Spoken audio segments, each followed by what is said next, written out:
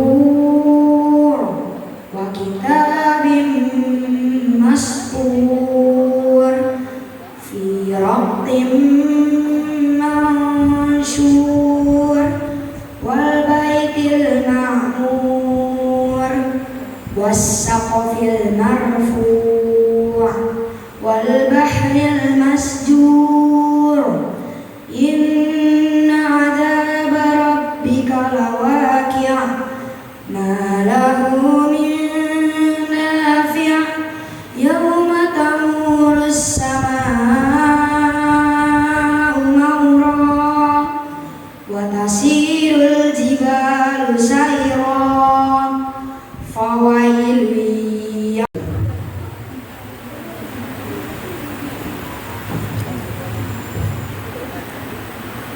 Baik, alhamdulillah. Sesuai menjalani pengantar kita di kami yang pertama sekolah di sana. Alhamdulillahirabbil alamin juga 2 bulan yang lalu baru menyelesaikan hafalan 30 juznya, dan pada hari ini tadi baru kontakan juga, semalam dia pulang ke rumah, abahnya baru pergi, nanti malam insya Allah baru bisa jumpa begitu ya. Tapi hari ini akan menjadi quality time bersama uminya dan adik-adiknya. Dan alhamdulillahirabbil pada kesempatan yang cerah ini kita dihimpun oleh Allah dalam majelis ilmu.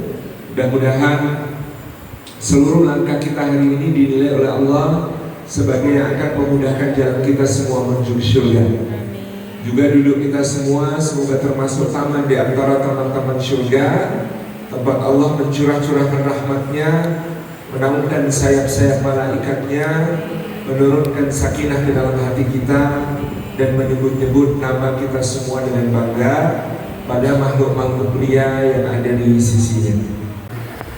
Ini menjadikan kita semua tentu harus betul-betul memahami gadget ini, karena kalau tidak memahami kita tidak bisa untuk mengontrol dia, tidak bisa untuk mengendalikan dia, tidak bisa untuk memanfaatkan dia. Dan kita yang akan tergerus, kita yang akan kemudian menjadi korban dari paparan-paparan yang dia bawa. Jadi memang kan gadget yang sekarang ini kalau diubah menjadi peralatan yang ada di tahun 1980-an itu satu ruangan sendiri. Itu semuanya sekarang masuk ke dalam gadget. TV masuk ke dalam gadget, kompo dan tape recorder masuk ke dalam gadget gitu kan, sound system masuk ke dalam gadget, bahkan proyektor masuk ke dalam gadget, segala macam bisa masuk ke sini. Buku catatan, perpustakaan, semuanya bisa ada di situ. Dan itu menjadikan kita, kalau sebenarnya mau cerdas untuk memanfaatkan gadget, maka dia bisa menjadi sebuah kekuatan yang luar biasa. Mereka akan bersama mereka, dipeluk-peluk, dicium-cium. Maka Uyainah bin Hisn bertanya kepada Nabi SAW, "Ya Rasulullah, engkau mencium-cium anak-anak, memeluk-peluk anak-anak, bermain sama anak-anak?" Karena pada masa jahiliyah yang seperti itu tabu, apalagi untuk orang terhormat, pemimpin kok main sama anak-anak, itu menjatuhkan wibawa. Maka Uyainah heran, engkau dengan cucu-cucumu seperti itu, dengan Hasan, dengan Husain, dengan Usama, kok kayak begitu? Iya, kata Nabi Sallallahu Alaihi Wasallam, mereka adalah raihanatul jannah. Mereka ini wangian surga yang diciptakan oleh Allah kepada kita di dunia.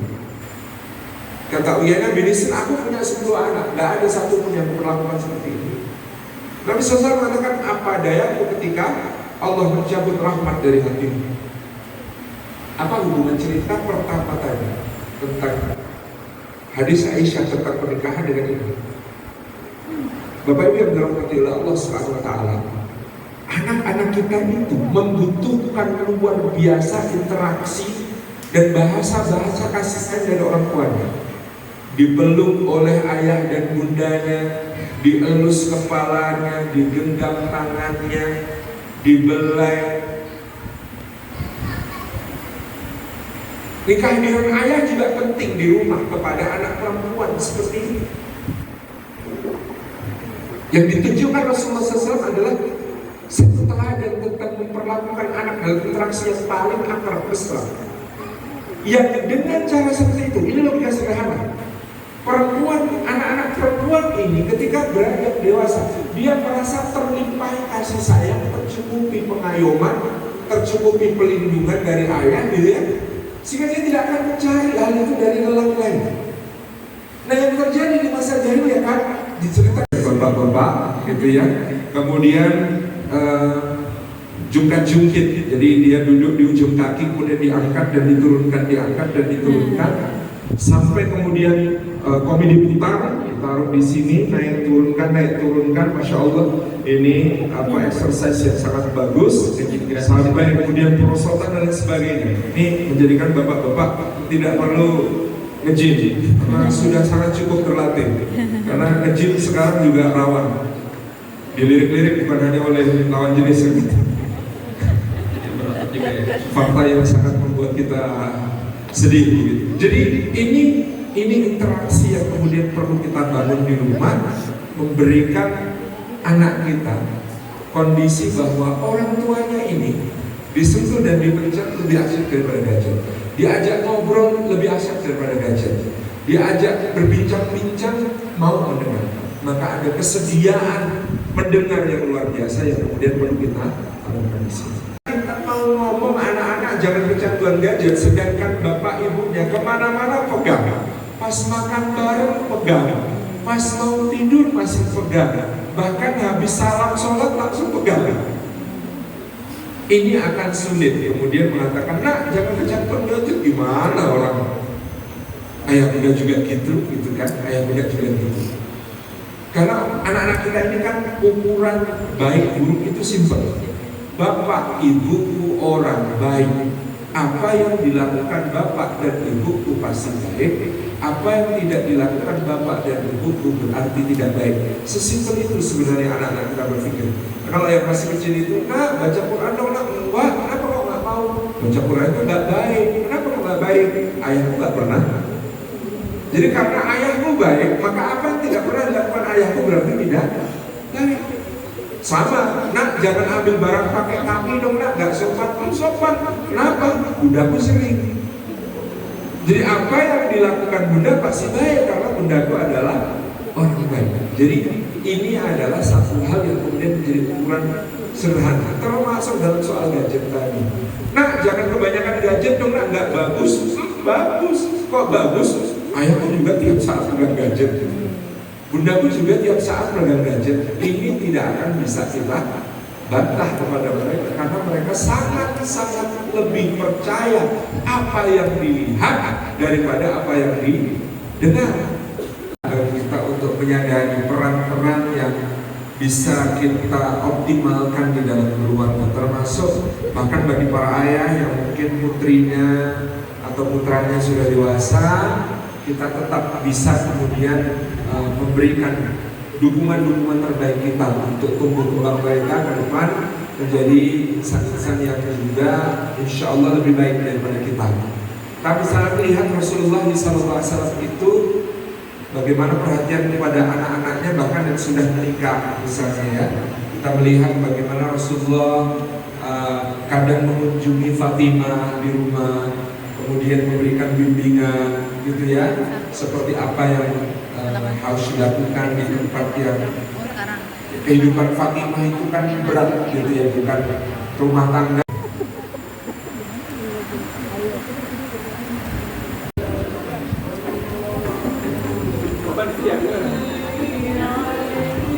Baik, alhamdulillah, terima kasih kepada Pak Nova.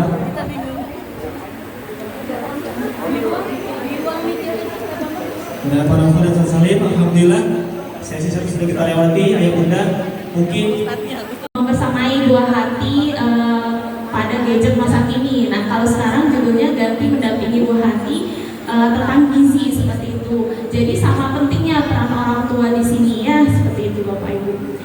Nah, selanjutnya mungkin bisa kita lihat ya selanjutnya. Ya, agak nggak kelihatan sepertinya ini. Mungkin kita ngobrol-ngobrol dulu aja nih ya Bapak Ibu ya tentang makanan kesukaan anak-anak. Kira-kira apa ya makanan kesukaan anak-anak ya Bapak Ibu ya? Bisa kelihatan nggak di sini ya? Kelihatan. Oh ya, slide selanjutnya. Jadi makanan anak-anak itu pastinya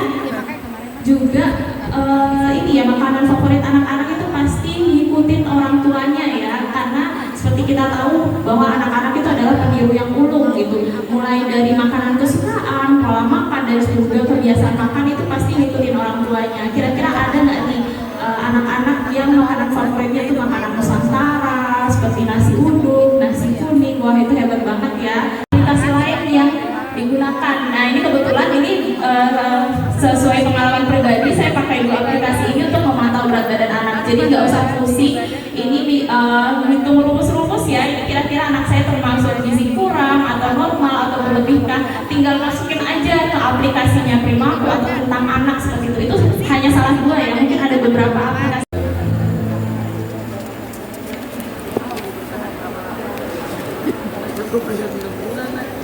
Assalamualaikum warahmatullahi wabarakatuh. Apakah suara ini bisa didengar?